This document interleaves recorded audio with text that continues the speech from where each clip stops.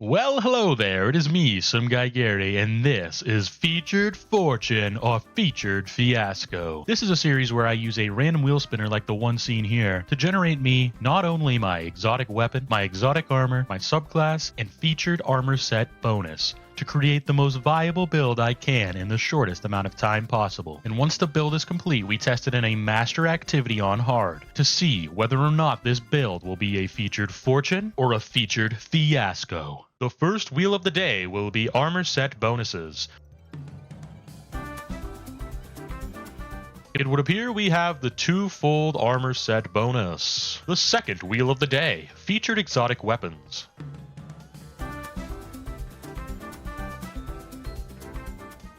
And the featured exotic weapon of the day will be Polaris Lance. The third wheel of the day is the featured warlock exotic armor.